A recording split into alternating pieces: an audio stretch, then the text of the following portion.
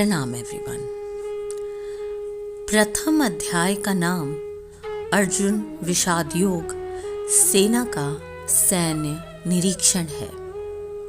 वह गीता के उपदेश का विलक्षण रंगमंच प्रस्तुत करता है, जिसमें श्रोता और वक्ता दोनों ही कौतूहल शांति के लिए नहीं वरन जीवन की प्रगाढ़ समस्या के समाधान के लिए प्रवृत्त होते हैं। शौर्य और धैर्य, साहस और बल, इन चारों गुणों की प्रभुत मात्रा से अर्जुन का व्यक्तित्व बना था और इन चारों के ऊपर दो गुण और थे, एक क्षमा, दूसरी प्रज्ञा। बल प्रधान शास्त्र धर्म प्राप्त होने वाली स्थिति में पहुंचकर सहसा अर्जुन के चित्त पर एक दूसरे ही प्रकार के मनोभार का आक्रमण हुआ, कार्पण्य का। एक विचित्र प्रकार की करुणा उसके मन में भर गई और उसका शास्त्र स्वभाव लुप्त हो गया। जिस कर्तव्य के लिए वह कटिबद्ध हुआ था, उससे वह विमुख हो गया।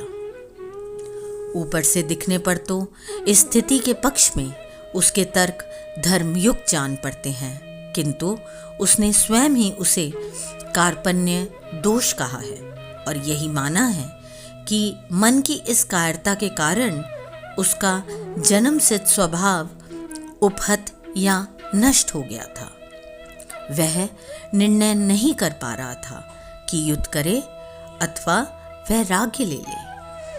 क्या करें क्या ना करें कुछ समझ में ही नहीं आता था। इस मनोभाव की चरम स्थिति में पहुंचकर उसने धनुष बाण एक ओर डाल दिया।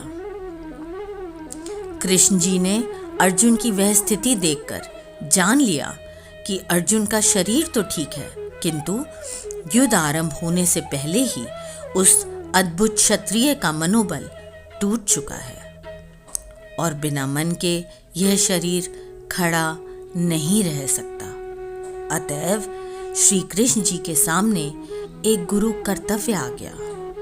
अतः तर्क से, बुद्धि से, ज्ञान से, कर्म की चर्चा से, विश्व के स्वभाव से, उसमें जीवन की स्थिति से, दोनों के नियामक अव्यय पुरुष के परिचय से और उस सर्वोपरि परम सत्तावान ब्रह्म के साक्षात दर्शन से अर्जुन के मन का उद्धार करना ही उनका लक्ष्य बन गया। इसी तत्व चर्चा का विषय गीता है। पहले अध्याय में सामान्य रीति से भूमिका रूप में अर्जुन ने भगवान से अपनी सारी स्थिति कह दी। प्रथम अध्याय में दोनों सेनाओं का वर्णन किया जाता है। शंख बजाने के पश्चात अर्जुन सेना को देखने के लिए रथ को सेनाओं के मध्य ले जाने के लिए श्री कृष्ण जी से कहते हैं। तब मोह युक्त हो अर्जुन कायरता तथा शोक युक्त वचन कहता है। प्रथम अध्याय में अर्जुन की मनस्थिति का वर्णन सहजता पूर्वक किया गया है और कुछ ऐसी ही मनस्थिति से व्यक्ति आम जिंदगी में कभी न कभी गुजरता है, जहां उसका युद्ध उसके अंतर्मन से और कभी तो उसके अपने ही परिजनों से होता है।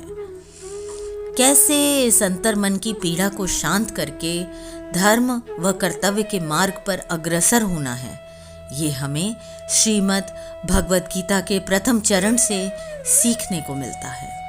इसी के साथ ही आप सबसे विदा लेती हूँ।